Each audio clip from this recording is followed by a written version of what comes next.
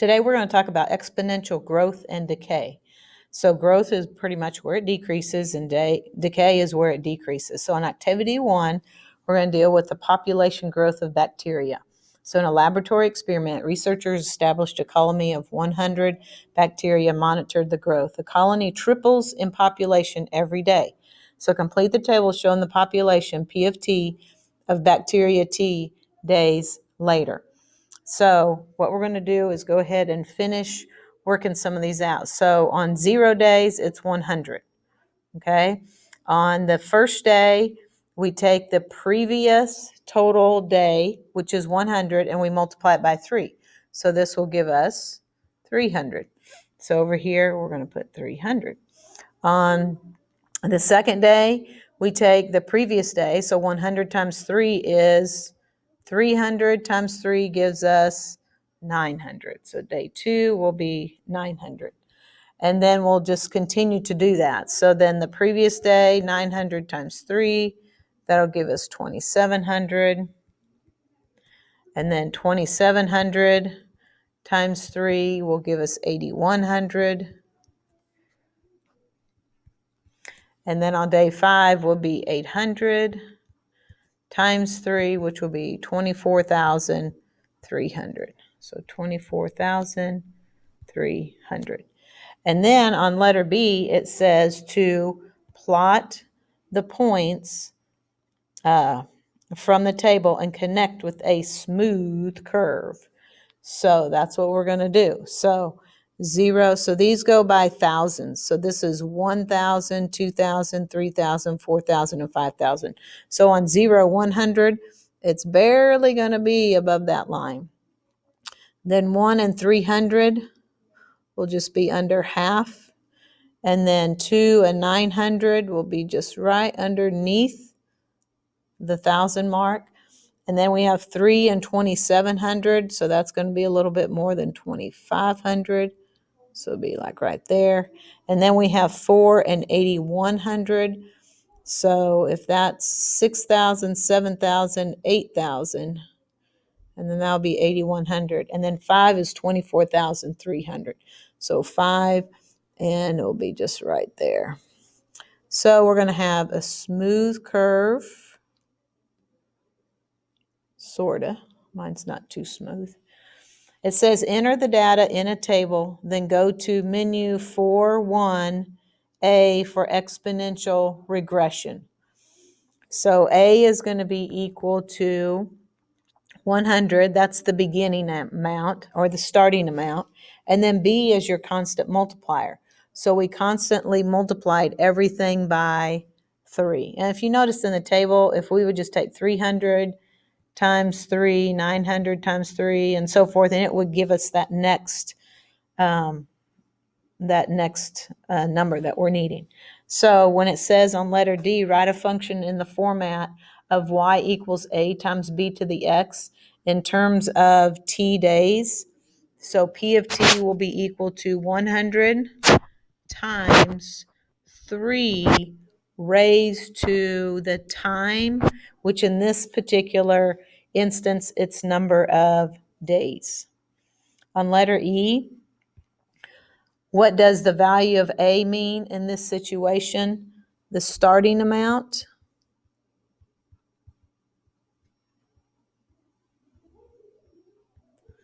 And then what does the value of B mean in this situation? And that would be your constant multiplier, which in this situation, it triples every day.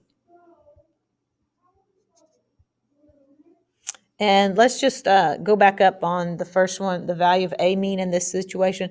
The starting amount of, we can go ahead and put $100, since it's talking in particular about that situation. All right, so letter F says, use your equation to find the number of bacteria present after 8 days. So what you could do in your calculator is you could take 100 times 3 and raise it to the 8th power. And that would give you 656,000 bacteria. On letter G, it says, in the table of your calculator, Look at the number of bacteria at 9 days. The E means scientific notation. So in this particular, if you were to actually take that equation and put it in a table, that would mean, and it would be scientific notation like 1 right here, 1.9683 e to the 6th. That basically means what we would do is round it to the nearest hundredth times 10 to the power of 6. So in this situation, it's going to be, you're going to move this decimal 6 places. So if we already move it to here, then we have 4 more places that we need to add zeros. So it'll be 197 with 1, 2, 3, 4 zeros. So again, then I'm going to count to the right. From the right and move to the left. 1, 2, 3 and put a comma. 1, 2, 3 and put a comma. So that's 1,970,000. On letter H, how many days does it take for the bacteria to be approximately 4,300,000,000? So, that would look like 4.3 times 10 to the 3/6 power. That's what that would look like. But anyways, that would give you how many days? That would actually be 16 days if you look that up in the calculator. All right, on activity 2, it talks about population decay of a coal mining town. So it says since 1940, a small coal mining town of 5,000 people has been declining in population. That reminds me of the movie October Sky. Anyways, at each census thereafter, taken at 10-year intervals, the population declined to approximately 0.90 of its earlier figure, or basically 90% of its earlier figure. So it says to write a function. So the beginning amount of people is 5,000 times your constant multiplier, which is 90%.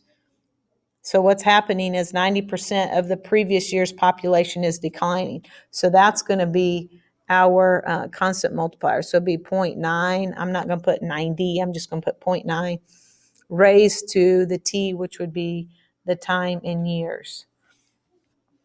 In this situation, each census thereafter had taken 10 years. So basically, T means every 10 years.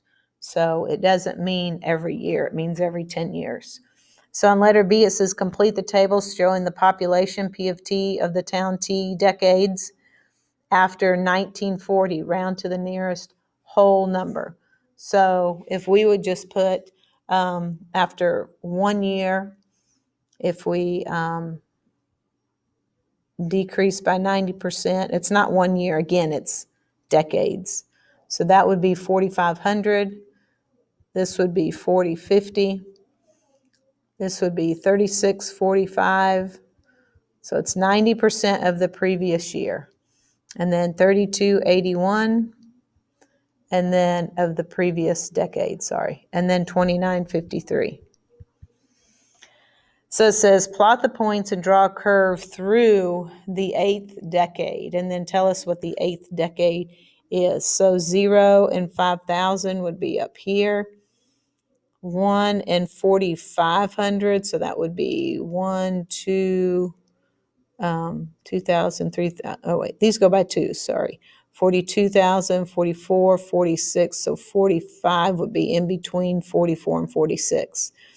And then 2 would be just a little bit above 40,000. Well, that's not very good. Number 3 is 3645. So it'd be about right there. It almost looks linear, but it's not. The 4th decade would be 3281. So just be about right there. The 5th decade would be 2953. 29. So it's going to start tapering off a little bit. There is a little bit of a curve that's fixing to happen right here. Okay, and it's going to kind of start, curving. I just meant to make my arrow. Okay, and so if you put this in your calculator at the 8th decade, so if you were to extend this table at the 8th decade, it would be 2152. So let me see if my curve came out right. So 8, it would be 2152. So it was pretty close. It was about right there. I was real close on it. All right. So exponential growth, just a few things that you need to know about this, will occur when the base or the constant multiplier is greater than 1. So when we were looking at the front page, when we had a growth, our growth was 3 because it tripled. That colony of bacteria tripled. On this one, our constant multiplier was 0.90 or 0.9. So that one is less than 1, but it had to be greater than 0, but less than 1. So it kind of looked like this. But mainly, you're most concerned with it being less than 1. All right, so let's go ahead and take a look and see, based on that information that I just gave you, if you can identify whether it's going to be a growth or a decay based on the constant multiplier. Okay, so remember your constant multiplier is here. So 1.2, that's greater than 1, so this is going to be a growth. This one right here, now you have to be careful. This is 7 halves. 7 halves as a decimal is 3.5. So that's going to be a growth. And then this one is 0.6. So 0.6 is less than 1. That's like 60%. So this is going to be a decay. And then this one, you have 6. Now, this one would actually look like, you're probably wondering what the beginning amount. If there's not 1, it's understood to be 1. So it looked like this, 1 times 6 raised to the x power.